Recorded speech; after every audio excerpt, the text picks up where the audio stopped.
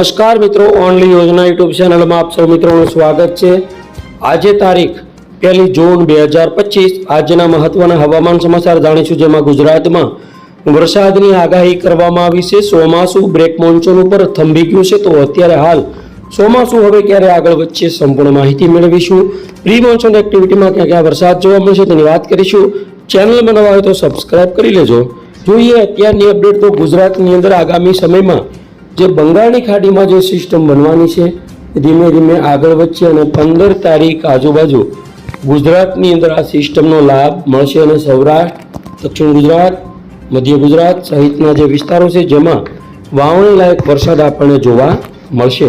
સૌથી પહેલા આપણે આજની અપડેટ જોઈએ તો દક્ષિણ ગુજરાતમાં સાપુતારા, ભવનાથ, અંબોશી, કપરાડા, વાની, ખાડોલી, વાપી આ બધા વિસ્તારોમાં સામાન્ય વરસાદની સંભાવના છે। તો વેરાવળ, ઉના, અમરેલી પંથક, ભાવનગર પંથકમાં પણ આજથી છાંટાછૂટી થશે। આવતીકાલની વહેલી સવારની અપડેટ જોઈએ, જેમાં 5 વાગ્યાના સમયગાળામાં ઓંજલ, બિલીમોરા, એન્થલ, સુરતનું મહુવા, વાલોડ, બારડોલી, નવસારી, સચિન, ડુમસ આ બધા વિસ્તારોમાં તેમજ સુવાલી, સુરત, કાથોડ, પોથાણ, માંડવી, ઓલપાડ, મોટા, મિયા માંગરોળ, કોસંબા, નાની નારોલી આ બધા વિસ્તારોમાં હળવો વરસાદ આપણને જોવા મળશે। બોડેલી, અલીરાજપુર આજુબાજુના વિસ્તારો હોય તેમાં પણ વરસાદની સંભાવના ગણી શકાય। આવતીકાલે બપોરની અપડેટ જોઈએ તો બપોરના સમયગાળા દરમિયાન પણ સૌરાષ્ટ્રમાં પોરબંદર, ગીર સોમનાથ, ઉના, વેરાવળ, મહુવા, તળાજા, ભાવનગર, ભરૂચ, સુરત, વલસાડ, નવસારી, ડાંગ, તાપીમાં પ્રી મોન્સૂન એક્ટિવિટી વધારે જોવા મળશે। તેમજ 3 તારીખની અપડેટ જોઈએ તો 11 વાગ્યાના સમયગાળા દરમિયાન પણ ઉત્તર ગુજરાત, મધ્ય ગુજરાત, હિંમતનગર, મહેસાણા, વિરમગામ, અમદાવાદ, કપડવંજ, લુણાવાડા, નડિયાદ, ગોધરા, દાહોદ આ બધા વિસ્તારો તેમજ ખંભાત, વડોદરા, ભાવનગર, રાજપીપળા, ભરૂચ, છોટાઉદેપુર તેમજ જે મહુવા, તળાજા, પાલીતાણા, ગારિયાધાર, ઉના, વેરાવળ, સુરત, વલસાડ, નવસારી, ડાંગ, તાપી, વેરાવળથી પોરબંદર, સૂત્રાપાડા આ બધા વિસ્તારોમાં વરસાદ જોવા મળશે। બપોર પછીની અપડેટ જોઈએ તો જેમાં પણ ગુજરાતના જે વિસ્તારો છે જેમાં સામાન્ય પ્રી મોન્સૂન એક્ટિવિટી જોવા મળશે।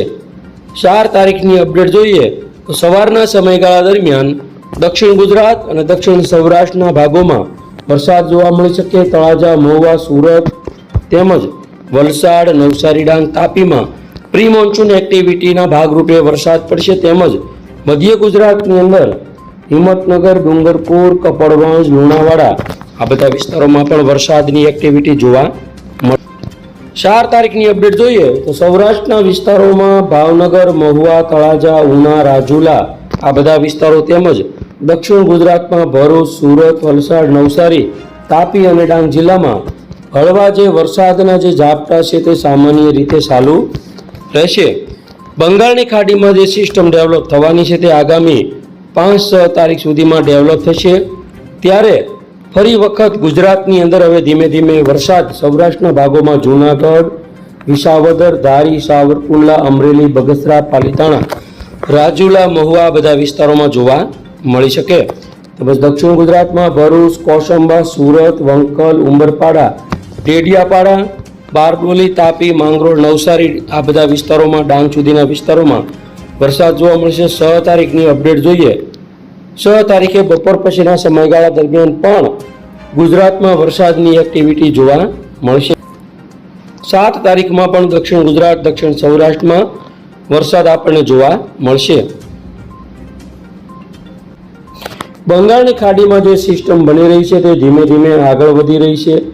15-16 તારીખમાં તે ગુજરાત સુધી પહોંચવાની પૂરેપૂરી શક્યતાઓ છે, જેના કારણે 15 તારીખની અંદર જે વરસાદની જે તીવ્રતા છે તેમાં વધારો થશે। જેમાં સવારનો જે સમયગાળો છે તેમાં ખાસ કરીને સૌરાષ્ટ્રમાં પણ ગોંડલ, જસદણ, બોટાદ, અમરેલી, ઉના, રાજુલા, મહુવા, તળાજા, ભાવનગર તેમજ ભરૂચ, સુરત, તાપી, વલસાડ, નવસારી, ડાંગ કે જેમાં ભારે વરસાદ જોવા મળશે। બપોર પછીના સમયગાળા દરમિયાન પણ વરસાદ જોવા મળશે। રાત્રિનો જે સમયગાળો છે તેમાં પણ જૂનાગઢ, ગીર સોમનાથ, અમરેલી, ભાવનગર, સુરત, વલસાડ, નવસારી, ડાંગ, તાપી આ બધા વિસ્તારોમાં વરસાદની એક્ટિવિટી જોવા મળશે. જીએફએસ મોડલની વાત કરીએ તો 15-16 તારીખમાં મધ્ય ગુજરાતથી ભારેથી અતિ ભારે વરસાદ જોવા મળશે, જેમાં વિરમગામ, અમદાવાદ, કપડવંજ, લુણાવાડા, ગોધરા, દાહોદ, છોટાઉદેપુર, વડોદરા, નડિયાદ, ખંભાત, ખેડા, આણંદ, હિંમતનગર, બાંસવાડા સાઈડના વિસ્તારો તેમજ ભાવનગર, અમરેલી, ભરૂચ, સુરત, વલસાડ, નવસારી, ડાંગ, તાપી આ તમામ વિસ્તારોમાં ભારે વરસાદની શક્યતા ગણી શકાય. તો આ રીતે સિસ્ટમ ગુજરાત સુધી 15, 16, 17, 18 તારીખમાં પહોંચી શકે છે. તો ખેડૂત મિત્રો, હવે આપણે જોઈએ ખાસ કરીને ખેડૂતોએ અત્યારે જે સૌરાષ્ટ્રના ભાવનગર જિલ્લાના કેટલાક ખેડૂતોએ વાવેતર કરી નાખ્યું છે તેમના માટે સારા સમાચાર કે આગામી 15 દિવસમાં છૂટાછવાયા વરસાદ જોવા મળશે.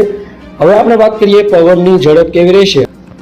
આજની પવનની ઝડપ જોઈએ તો કચ્છની અંદર 58 થી 60 કિલોમીટર પ્રતિ કલાક, સૌરાષ્ટ્રમાં 47 થી 53 સુધીની પવનની ઝડપ, જેમાં રાજકોટમાં 51, ભાવનગરમાં 46, જામનગર 51, દક્ષિણ ગુજરાત, મધ્ય ગુજરાતમાં પણ 51, ઉત્તર ગુજરાતમાં 38 થી 40ની પવનની ઝડપ રહેશે. આવતીકાલે તેમજ આજે રાત્રે પણ પવનની ઝડપમાં વધારો જોવા મળશે. આવતીકાલે વહેલી સવારે 40 જેવી પવનની ઝડપ સૌરાષ્ટ્ર, દક્ષિણ ગુજરાત, કચ્છમાં, બપોર પછી આવતીકાલે 45 થી 50ની વચ્ચે પવનની ઝડપ જોવા મળશે, જેમાં કચ્છની અંદર 48 થી 50, સૌરાષ્ટ્રમાં 48 થી 51, દક્ષિણ ગુજરાતમાં પણ 53 જેવી પવનની ઝડપ રહેશે. આગામી સમયમાં 4-5 તારીખથી પવનની ઝડપમાં ઘટાડો થશે. વરસાદની એક્ટિવિટી, પ્રી-મોન્સૂન એક્ટિવિટીમાં વધારો થશે. ફરી 9-10 તારીખમાં ગુજરાતમાં પવનની ઝડપમાં વધારો થશે, જેમાં 40 થી 45 થી 50 કિલોમીટર પ્રતિ કલાક સુધીની પવનની ઝડપ આપણને જોવા મળશે. હવે આપણે જોઈએ આગલા 8 દિવસમાં વરસાદની સિસ્ટમ.